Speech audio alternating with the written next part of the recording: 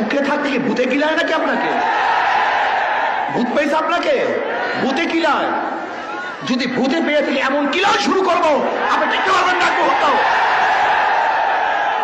বিয়াকুব নাকি, যেখানে আমরা সবচেয়ে বেশি এদের জন্য ভূমিকা পালন করতেছি, আর উনি ইসলামকে জলঞ্জলি দিয়ে মনে করছে উনি কিছু দেখাইলেই সবাই বাহবা দিবে।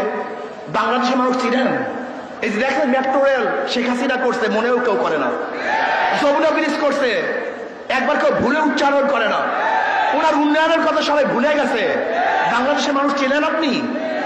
ইসলামকে বাদ দিয়ে, ধর্মকে বাদ দিয়ে আপনি যদি গোটা বাংলাদেশের স্বর্ণ দিয়ে বান্ধিয়ে দেন, স্বর্ণ, প্রত্যেকটা মানুষের শরীরে স্বর্ণের পোশাক থাকে, প্রত্যেকটা বাড়ি যদি মরমর পাথরের থাকে, আর আপনি একদিন ধর্মের বিরোধিতা করবেন, ওই সমস্ত পাথর আর সমস্ত স্বর্ণ আপনার মুখের মধ্যে ছুঁড়ে ফেলবে, ছুঁড়ে ফেলবে, থুক মারবে আপনার মুখের মধ্যে, থুক মারবে আপনার মুখের মধ্যে, থুক মারবে বাংলাদেশের মানুষ আপনার মুখের মধ্যে। আপনি ভেবেছেন আমরা সবাই আপনাদেরকে খুব সাহস যোগাই, প্রশংসা করতেছি। যারা প্রশংসা করে তারা বদনাম করতে সময় নেবে না, যারা তারিফ করে আপনাকে গালি দিতে সময় নেবে না। খবরদার, ওই বেশ্যা কমিশনদেরকে আইনের আওতায় নিয়ে আসেন, ওদেরকে বিচারের আওতায় নিয়ে আসেন। আমি অভদ্র ব্যবহার করতেছি, অভদ্র ভাষা ব্যবহার করতেছি অভদ্রতার জন্য। এখানে আমি কোনো সুভদ্র ভালো ভাষা ব্যবহারই করতে চাই না। প্রিয় ভাইয়েরা আমার, আজকে বাংলাদেশে নিয়ে গভীর ষড়যন্ত্র চলতেছে। কেউ নির্বাচন সংস্কারের বাহিরে নির্বাচন হবে না, আগে সংস্কার হবে তার নির্বাচন হবে। মার্চ ফর ঢাকা, আমরা অচিরেই মার্চ ফর ঢাকা ঘোষণা দেব। কারা সংস্কারের পক্ষে আর কারা বিপক্ষে ইনশাআল্লাহ জনগণ ডিসাইড করবে। আগে সংস্কার হবে, আগে নির্বাচন হবে, জনগণ সিদ্ধান্ত গ্রহণ করবে। অচিরেই আমরা মার্চ ফর ঢাকা, আগে সংস্কার হবে তারপর নির্বাচন হবে। সংস্কারের বাহিরে বাংলাদেশের মানুষ নির্বাচন মানবে না। ডাকাতি নির্বাচন এবং প্রহসনের নির্বাচন, অগ্রহণযোগ্য নির্বাচন বাংলাদেশের মানুষ মানবে না, মানতে পারে না। এর জন্য ইনশাআল্লাহ অচিরেই মার্চ ফর ঢাকা ঘোষণা হবে। রাজি আছেন ইনশাআল্লাহ সবাই? আর আমরা টেস্ট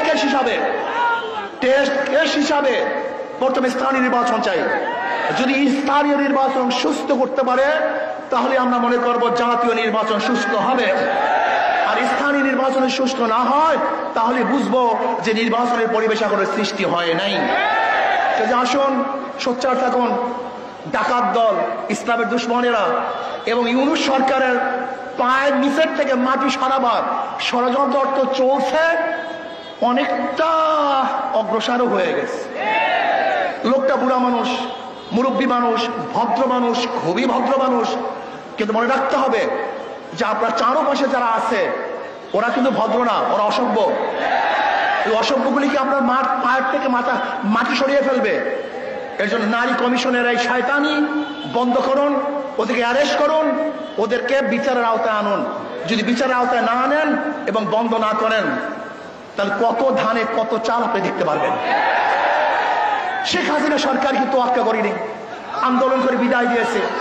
আর আপনার অবস্থা আমরা ভালো মতোই জানি না আপনার অবস্থা কোথায়, আপনার শক্তি কোথায়।